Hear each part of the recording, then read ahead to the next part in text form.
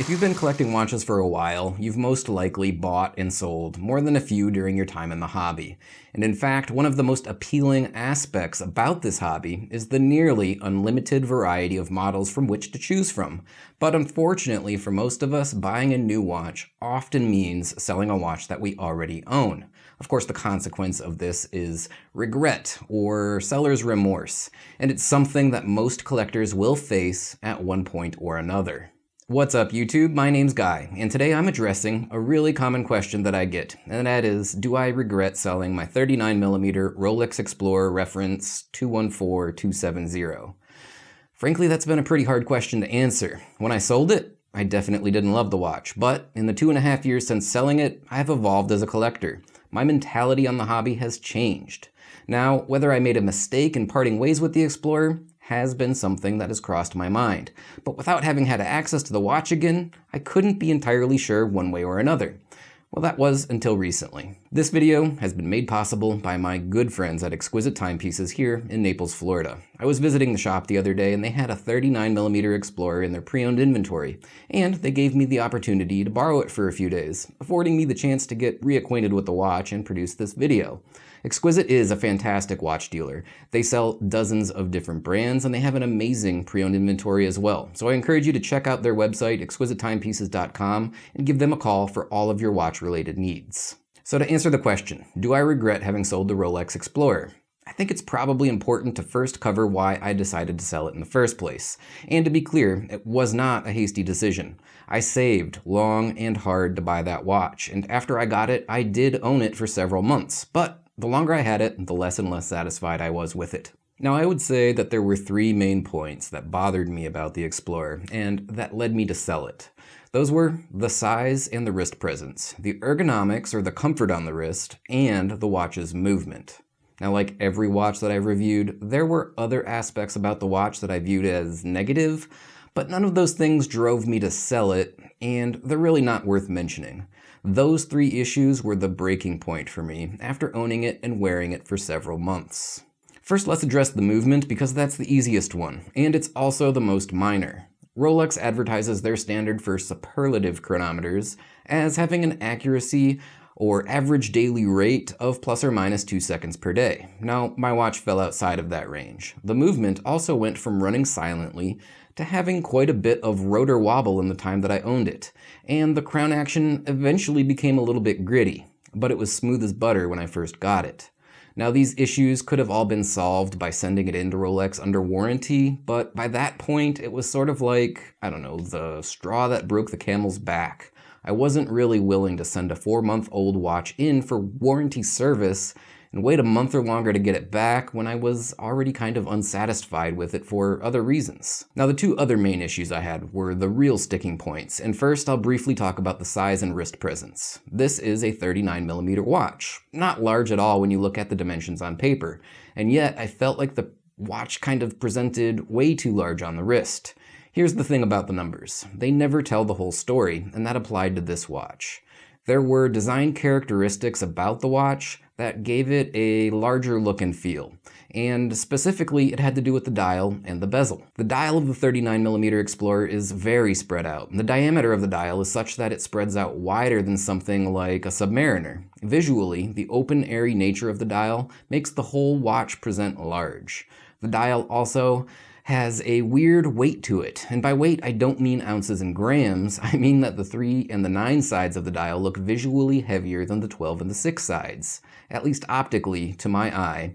It gives the dial sort of an oblong, squished look. It almost has an optical illusion of being an oval instead of round. The bezel didn't really help matters either. The bezel is fairly broad and it draws your eye out away from the center of the dial, towards the edges of the case, and again it adds to the very spread out look of the face of the watch.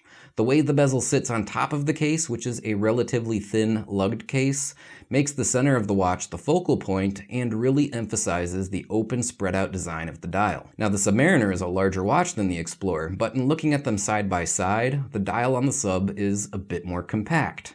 There's less open space and less unused space on the dial, and the larger case actually does make the whole presentation feel a bit more balanced. Now, I know a lot of people hate the sub-super case, but I think it actually helps quite a lot to balance out the watch, whereas to me, the Explorer feels unbalanced in how it uses all of the real estate.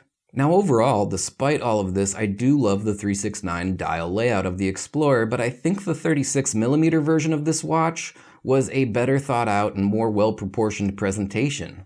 Something about the 39mm version just never sat right with me.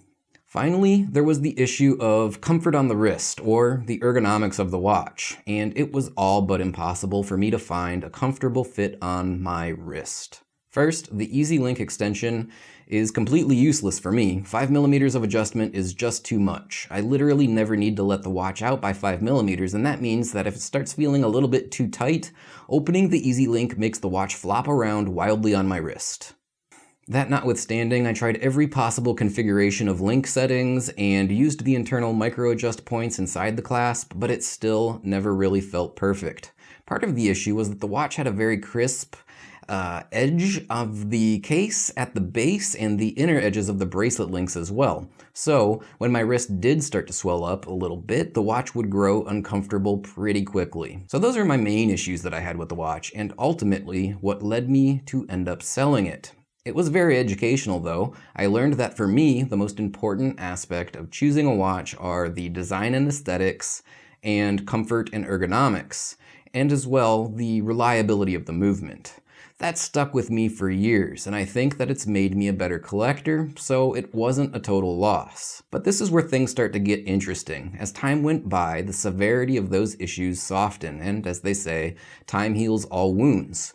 The longer it had been since owning the watch, the more unsure I was about my decision to sell it. However, I never really had an opportunity to confirm my feelings, at least up until now. After picking up this watch and sizing it, I wore it for a couple of days, and if I'm being perfectly honest, I was completely rethinking my original position on it. As I said at the beginning of the video, in the last few years I have evolved as a watch collector, and at first none of those old complaints were really bothering me anymore. I was actually calling up some watch buddies and asking them things like, am I crazy if I'm thinking about getting this watch again? The watch wasn't as uncomfortable on the wrist as I had remembered. The harshness of the edges of the underside of the case and on the bracelet links felt softer and less aggressive. I don't know why. Maybe my original watch wasn't made to the correct standards, or maybe there's a bit of variation in the allowable tolerances from one watch to the next. But for whatever reason, this watch just felt better on the wrist than I remember the old one feeling. That said, it still wasn't perfect, not nearly as comfortable as my Submariner, but it wasn't bad like the one that I owned previously.